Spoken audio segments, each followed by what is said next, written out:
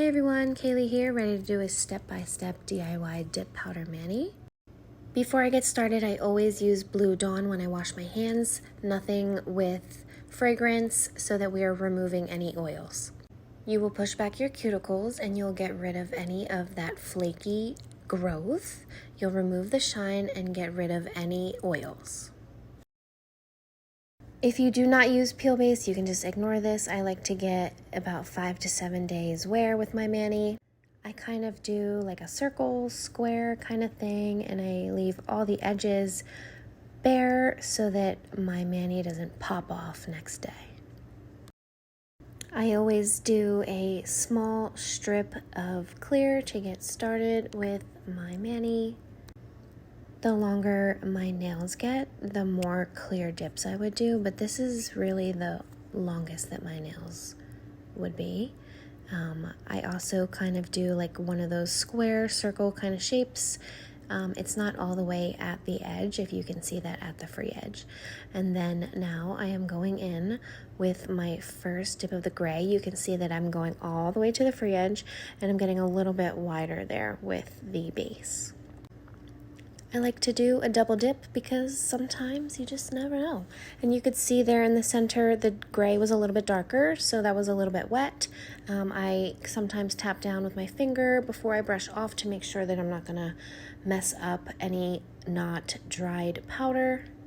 Here is our second dip of gray. I am all the way on both sides now. I am not to the cuticle yet. I am all the way at the free edge again. And I am going to do my double dip. Here it is with 2 dips.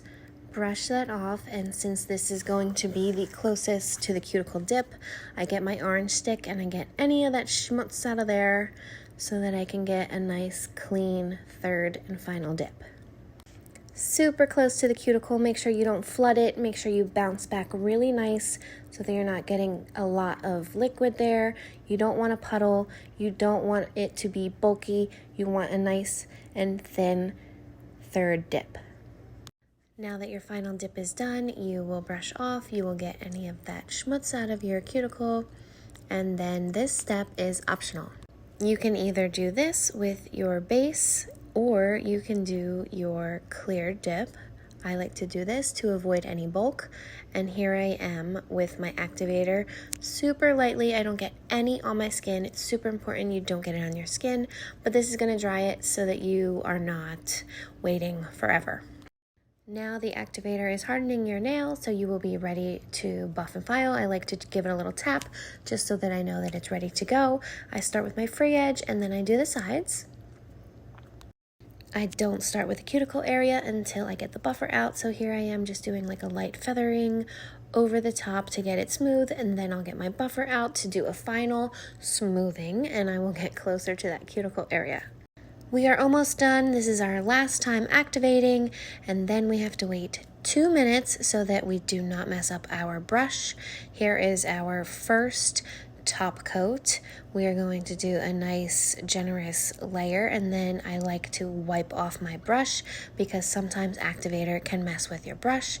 So just wipe that on a paper towel, then you go around for all 10, you come back, and now here we are, our final top coat. Do another nice generous, getting every inch of that nail top coat, get that free edge, and then we are done. Look at that.